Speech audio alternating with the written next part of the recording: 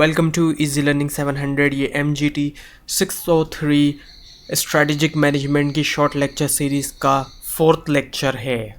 तो इसमें सबसे पहले है बेनिफिट्स ऑफ स्ट्रेटेजिक मैनेजमेंट। अब स्ट्रेटेजिक मैनेजमेंट के क्या क्या बेनिफिट्स होते हैं, क्या क्या फ़ायदे होते हैं। तो पहले है non financial benefits.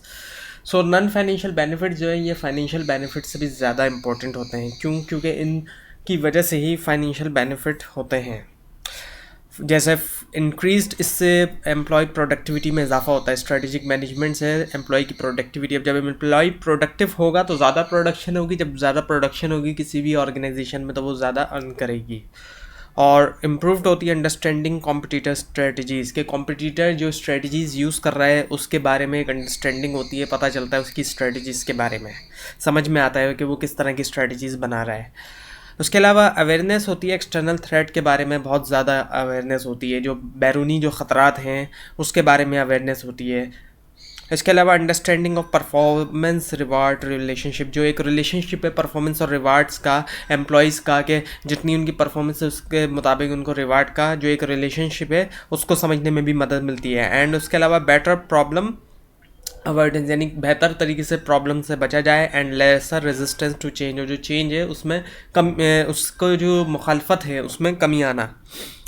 According to ग्रीनली के मुताबिक जो बेनिफिट्स हैं स्ट्रेटेजिक मैनेजमेंट के वो ये हैं। आइडेंटिफिकेशन ऑफ अपॉर्चुनिटीज़ से जो है क्या होता है कि अपॉर्चुनिटीज़ जो होती है उनको अच्छी तरह आइडेंटिफाई किया जाता है और ऑब्जेक्टिवली तौर पे देखा जाता है मैनेजमेंट की प्रॉब्लम्स को, और इम्प्रूव किया जाता है कोऑर्डिनेशन को और कंट्रोल को। आपस का जो कोऑर्डिनेशन है, यूनिफिकेशन है और जो कंट्रोल है वो भी इससे इम्प्रूव्ड होता है। और ये मिनिमाइज़ करता है एडवर्स कंडीशंस और चेंजेस को, जो भी हार्मफुल और मुखालफत वाली जो कंडीशन है उसको जो है उसमें कमी आती है इससे। उसके अलावा decisions to better support objectives, decision जो है वो बेटर हो जाते हैं जो सब सपोर्ट करते हैं ऑब्जेक्टिव्स को। और इफ़ेक्टिव एलोकेशन होती है टाइम की और रिसोर्सेज की, यानी कि बहुत अच्छी तरीके से। अब इफ़ेक्टिव और एफिशिएंसी का फ़र्क तो आपने पढ़ा होगा बेसिक मैनेजमेंट के कोर्स में। एक होती है एफिशिएंसी और एक होती है इफ़ेक्टिवनेस। तो इफ़ेक्टिवनेस में यही चीज़ होती है कि बिल्कुल प्रॉपरली चूज़ करना किसी भी चीज़ को। तो एलोकेशन भी इसमें इफ़ेक्टिव होती है, यानी कि जहाँ जितने टाइम की ज़रूरत है जिस चीज़ में उतना टाइम दिया जाता है, और जहाँ जितने रिसोर्सेज की ज़रूरत होती है वहाँ उतने रिसोर्सेज दिए जाते हैं। इसके अलावा इंटरनल कम्युनिकेशन होती है अमंग पर्सनल से मुराद जो एम्प्लॉयज़ हैं और जो मैनेजमेंट है। इंटरनल कम्युनिकेशन से मुराद ऑर्गेनाइजेशन के अंदर की। And integration of individual behaviour, integration से मुराद है जम होना यानी।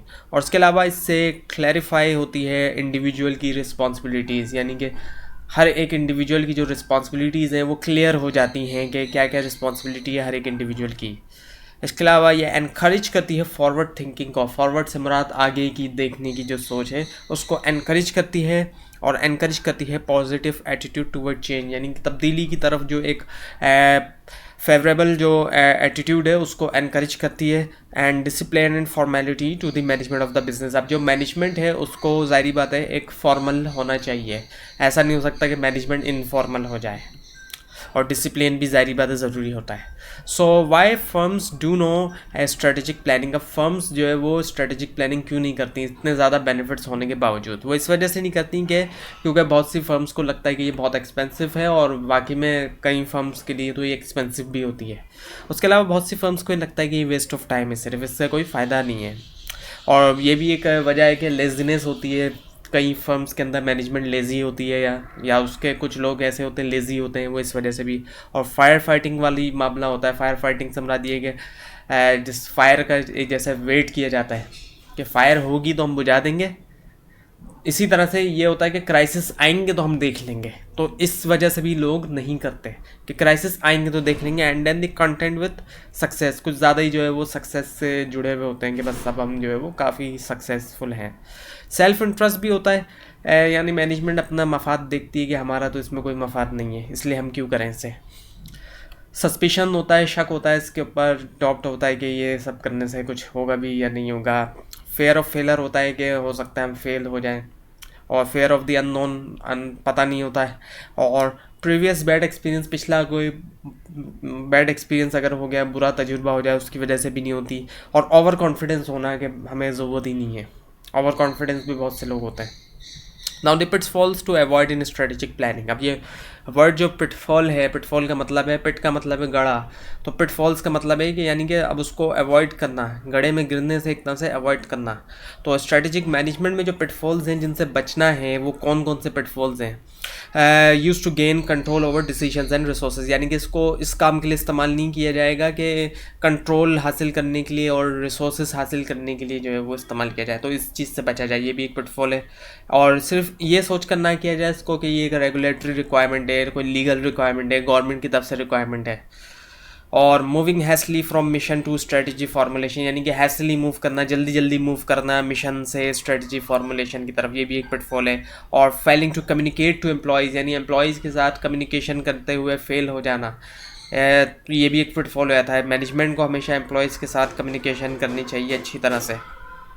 और इंट्यूटिव डिसीशंस भी ऐसा होता है कि कॉन्फ्लिक्ट कर जाते हैं फॉर्मल प्लान के साथ, फॉर्मल प्लान किस कुछ और कह रहा है और इंट्यूटिव डिसीशंस जो लोग ले रहे होते हैं अपनी जजमेंट और अपनी एक्सपीरियंस की बुनियाद पे, उनकी एक गट फीलिंग होती है, तो उस बुनियाद पे जो उनके डिसीशंस होते हैं वो कुछ और हो रहे होते हैं और जो फॉर्मल प्लान होता है वो कुछ और डायरेक्शन दे रहा होता है, तो दोनों की डायरेक्शन जो है वो अलग अलग हो जाती हैं।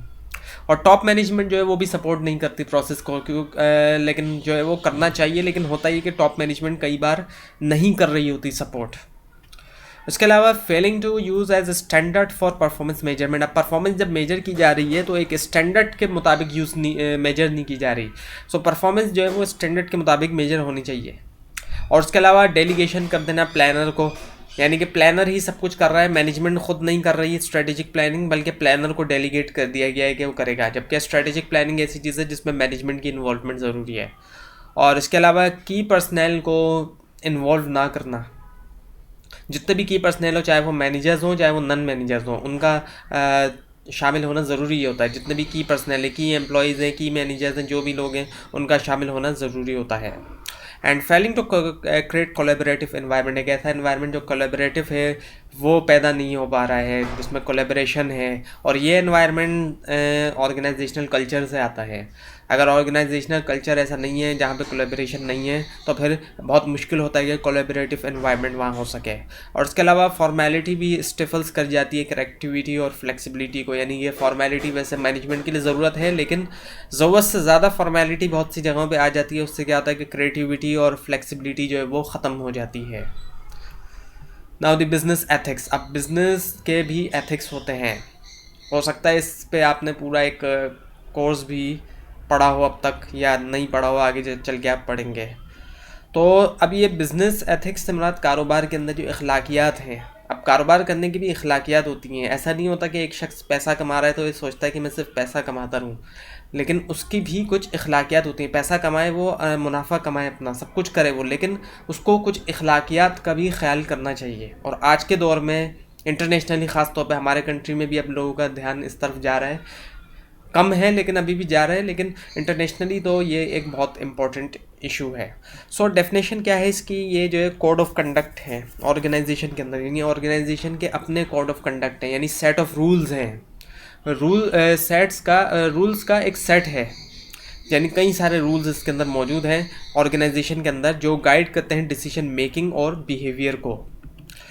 अच्छे बिजनेस एथिक्स जो है वो प्री रिक्विजिट हैं एक अच्छी स्ट्रेटेजिक मैनेजमेंट के लिए, यानी कि ये रिक्वायरमेंट है। अच्छा बिजनेस एथिक्स होगा तो अच्छी स्ट्रेटेजिक मैनेजमेंट होगी। जिस तरह से प्री रिक्विजिट कोर्स आप पढ़ते हैं, बेसिक लेवल के कोर्स होते हैं, वो प्री रिक्विजिट कोर्स होते हैं, तो उसके बाद जाके एडवांस लेवल के कोर्स आते हैं। तो इसी तरह से बिज़नेस एथिक्स भी एक बुनियाद है, एक अच्छा बिज़नेस एथिक्स बुनियाद होता है एक अच्छी स्ट्रेटेजिक मैनेजमेंट का। अगर अच्छा बिज़नेस एथिक होगा तो ही अच्छी स्ट्रेटेजिक मैनेजमेंट होगी, अदरवाइज़ नहीं होगी।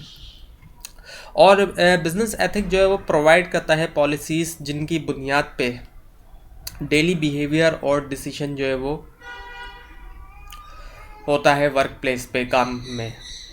और बिज़नेस एथिक्स के अंदर आज के दौर में इंटरनेट की जो प्राइवेसी है वो एक इमर्जिंग एथिकल इशू है। इमेंस पॉपुलेशन का, यानी जो हमारी ज़्यादातर आबादी है उसका एक उभरता हुआ ये एक एथिकल इशू है, अखलाकी इशू है ये बिज़नेस एथिक्स के अंदर इंटरनेट प्राइवेसी का। और अगर इंटरनेट और बिज़नेस एथिक्स की बात करें तो 38% यानी तकरीबन 40% के करीब जो कंपनीज़ हैं वो स्टोर करती हैं और रिव्यू करती हैं एम्प्लॉई के ईमेल मैसेजेस। क्यों? क्योंकि एम्प्लॉई जो है वो ऑफिस टाइमिंग में आके जो है वो नॉर्मली लोग सोचते हैं कि अगर मैं ऑफिस टाइमिंग में आके अपने पर्सनल ईमेल चेक करता हूँ तो शायद मैं गलत नहीं हूँ, लेकिन वो जाहिर बात है ऑफिस के आवर्स के अंदर ऑफिस के अंदर बैठ के ऑफिस का फर्नीचर यूज़ करते हुए और इक्विपमेंट्स यूज़ करते हुए वो अपना इंटरनेट अपने ईमेल्स चेक कर रहे हैं। तो 38% जो कंपनीज हैं वो चेक करते हैं, वो स्टोर करती हैं, रिव्यू करती हैं एम्प्लॉई के ईमेल मैसेजेस। और ज़ाहिर बात है बहुत से ईमेल मैसेजेस ख़राब भी होते हैं, नेगेटिव किस्म के भी हो सकते हैं और भी कई तरह के हो सकते हैं। और अब फ्रॉम 15% इन रिसेंट ईयर, अब ये पिछले सालों कुछ रिसेंट ईयर में, इससे पहले इतना ज़्यादा नहीं था, सिर्फ 15% था, लेकिन बढ़ गया रेशियो, वो 15% से 38% हो गया। और 54% कंपनीज जो है मॉनिटर करती हैं एम्प्लॉयज़ के इंटरनेट कनेक्शंस को, ये मॉनिटर करती हैं उनके इंटरनेट कनेक्शंस क्या क्या हैं और वो किस तरीके से इंटरनेट को यूज़ करते हैं। पाकिस्तान के अंदर तो इतनी ये चीज़ नहीं है, लेकिन पाकिस्तान में भी कुछ ज़्यादा डिफरेंट नहीं है डेटा के कंपैरिजन में। Now the unethical business actions, अब अनएथिकल किस्म के बिजनेस एक्शंस कौन कौन से होते हैं, यानी गैर अखलाकी किस्म के जो बिजनेस एक्शन है वो कौन कौन से हैं। एक तो ये एनवायरमेंटल हार्म, इस तरीके से बिजनेस करना, कारोबार करना जो इन्वायरमेंट को, जो माहौल को नुकसान पहुंचा रहा है। शोर करना, आबादी वाली जगह में जाके ऐसी मशीन लगा लेना जिससे शोर हो रहा है, ये एनवायरनमेंट को नुकसान हो रहा है। केमिकल्स का इस्तेमाल करना कि जिससे एनवायरनमेंट जो है उसमें पॉल्यूशन फैल रही है, ओजोन लेयर डैमेज हो रही है। इसके अलावा मिसलीडिंग लेबलिंग करना, जो चीज़ लिखी हुई है ऊपर लेबल पे वो चीज़ प्रोडक्ट में मौजूद नहीं है। मिसलीडिंग एडवर्टाइजिंग करना, एडवर्टाइजमेंट में कुछ और दिखाया जा रहा है, प्रोडक्ट में कुछ और निकल रहा है। क्लेम जो कुछ किया जा रहा है वो चीज़ प्रोडक्ट मौजूद नहीं है, तो ये मिसलीडिंग किस्म की एडवर्टाइजिंग है। इसके अलावा पुअर प्रोडक्ट और सर्विस सेफ्टी, यानी कि या तो प्रोडक्ट ही पुअर है, अच्छी नहीं है, और या तो उसके अंदर जो सेफ्टी है वो नहीं है, ऐसी है जो एक नुकसान पहुंचा सकती है। स्पेशली अगर बात करें टॉयज़ की, बच्चों के जो खिलौने हैं वो इस तरह के हैं कि बच्चा जो है उससे ज़ख्मी हो रहा है, तो इस किस्म की चीज़ें जो है वो भी अनएथिकल किस्म की होती हैं। अन्य और कोई सेफ्टी, ज़ाहिर बात है हर कोई टूल है तो उसमें भी ज़ाहिर बात है एक सेफ्टी की ज़रूरत पड़ती है। इसके अलावा पेडिंग एक्सपेंस अकाउंट, अब ये एम्प्लॉई से रिलेटेड है कि एक एम्प्लॉई का ख़र्चा कम होता है, उसको कोई चीज़ फ्री मिली है, मेडिकल या कोई और दूसरे एक्सपेंस उसके जो है वो कंपनी उठाती है। अब उसका एक्सपेंस हुआ है सपोज़ 1000 का और उसने बिल बनवा दिया है 1500 का। अक्सर लोग मेडिकल के अंदर यही करते हैं, जाली बिल बनवा बनवा के जो है वो दे रहे होते हैं अपनी कंपनीज़ को। तो ये जो है एक अनएथिकल बिहेवियर होता है, इसी को कहते हैं पेडिंग एक्सपेंस अकाउंट। तो ये जो है एक अनएथिकल गैर अखलाकी किस्म का एक्शन होता है। उसके अलावा डंपिंग करना defective products in market, market के अंदर जो है वो डिफेक्टिव ख़राब किस्म की जो प्रोडक्ट्स हैं वो डंप करना, अब चाहे वो डोमेस्टिक मार्केट अपने मुल्क की हो, चाहे वो इंटरनेशनल हो, बाहर हो। उसके अलावा इनसाइडर ट्रेडिंग, इनसाइडर ट्रेडिंग से मुराद कोई भी प्रोडक्ट है जिसके प्राइस पता है बढ़ने वाले हैं उसको फ़ौरन जाके परचेज़ कर लिया जाए और फिर जैसे ही उसके प्राइस बढ़े उसको फिर उस वक्त बेचा जाए, तो ये भी एक अनएथिकल किस्म का बिजनेस एक्शन होता है। Now the nature of global competition, अब ग्लोबल जो कंपटीशन है वर्ल्ड वाइड उसकी नेचर जो है वो क्या है। So business beyond borders leading to global village, अब बॉर्डर्स के बियॉन्ड यानी कि बॉर्डर्स के लिमिट से जो बाहर है जो बिज़नेस, जो इंटरनेशनल बिजनेस है वो जो है लीड कर रहा है ग्लोबल विलेज को। कंपनीज जो है वो इंटरनेशनल भी हो सकती हैं, मल्टीनेशनल भी होती हैं, और एक कंपनी जिस कंट्री में जाती है अपने कंट्री के अलावा वो उसका होस्ट कंट्री होता है और वो कंपनी जो है वहाँ पेरेंट कंपनी के तौर पे काम करती है। Implementation strategy become more tedious, अब जो इम्प्लीमेंटेशन है स्ट्रेटजी की, जो एक्शन फेज़ है वो बहुत ज़्यादा मुश्किल होता जा रहा है। अब वो क्यों होता जा रहा है, इस वजह से हो रहा है कल्चरल वेरिएबल्स की वजह से। कल्चरल वेरिएबल्स में नॉर्म्स है, वैल्यूज़ है और वर्क एथिक्स है। अब यानी कल्चरल वेरिएबल्स से मुराद ये तमाम वो चीज़ें हैं, नॉर्म्स, वैल्यूज़ और वर्क एथिक, जो एक कंट्री की दूसरे कंट्री से डिफरेंट होगी। पाकिस्तान में जो नॉर्म्स, वैल्यूज़ और वर्क एथिक्स हैं वो किसी दूसरे कंट्री में नहीं होगा, तो इसी को हम कहते हैं कल्चरल वेरिएबल्स। तो इससे भी काफ़ी डिफ़िकल्टी आती है। Now the benefits of international operations, अब जो इंटरनेशनल ऑपरेशन किए जाते हैं उसके क्या क्या फ़ायदे होते हैं। Spread risk, economic risk over wide market, जो इकोनॉमिक रिस्क होता है माशी तौर पे वो फैल जाता है वाइडर मार्केट्स पे, और इससे क्या होता है कि पर यूनिट कॉस्ट में कमी आती है। यानी कि अगर एक शॉप फॉर एग्जांपल 100 रुपीज़ में बन रहा था तो वो 80 रुपीज़ या 70 रुपीज़ तक में भी बनेगा। कमी आ गई उसकी जो बनने की कॉस्ट है, और एब्जॉर्ब कर लेती है एक्सेस कैपेसिटी। किसी के पास एक्सेस कैपेसिटी है तो वो भी ज़ाहिर बात है इस्तेमाल हो जाती है।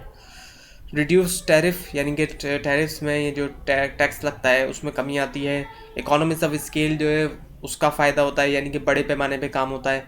कंपटीशन में भी लेस इंटेंस, जो कंपटीशन है इंटरनेशनली जो है करने में, उसमें भी कमी आ जाती है। अपने मुल्क में हो सकता है ज़्यादा कंपटीशन फेस कर रहे हो, लेकिन जब इंटरनेशनली प्रोडक्ट सेल कर रहे हैं तो कंपटीशन में कमी आ सकती है, वहाँ दूसरे कंट्रीज़ में कोई कॉम्पिटिटर ना हो, ये भी हो सकता है। और लो कॉस्ट प्रोडक्शन फैसिलिटीज़, और फिर लो कॉस्ट की जो है वो प्रोडक्शन फैसिलिटीज़ होती है कि कम कॉस्ट पे प्रोडक्शन हो रही होती है। ड्रॉबैक्स भी हैं इंटरनेशनल ऑपरेशंस के, नुकसानात भी हैं, खामियां भी हैं। वो ये है कि कॉम्प्लिकेशंस आती है डिफरेंट मॉनेटरी सिस्टम्स के अंदर। मॉनेटरी से मुराद मनी, यानी अब डिफरेंट जो है कंट्रीज़ के अंदर डिफरेंट जो है वो करेंसी होती है, तो इन सब चीज़ों की वजह से भी मसला आता है। हर्डल्स आते हैं कम्युनिकेशन में। ज़बान हर डिफरेंट कंट्री में डिफरेंट लैंग्वेजेस बोली जाती हैं, तो उस ज़बान को समझना, उनसे कम्युनिकेट करना, उनसे बात करना एक मसला बन सकता है। उसके अलावा इफ़ेक्टिव मैनेजमेंट होना भी मुश्किल होती है। पर्सनल से मुराद एम्प्लॉइज़ वगैरह की, उनकी उसमें भी कई सारी जो है वो एक रुकावटें होती हैं।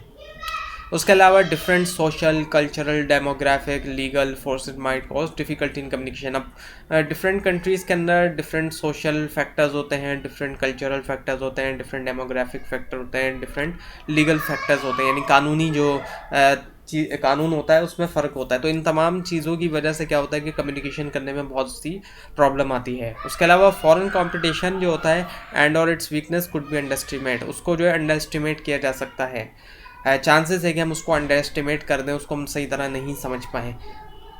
तो ये था आज का लेसन। आपको कोई कन्फ्यूजन है तो नीचे कमेंट ज़रूर कीजिए, और इस पूरी सीरीज़ को देखने के लिए इस चैनल को सब्सक्राइब कीजिए। Thanks for watching.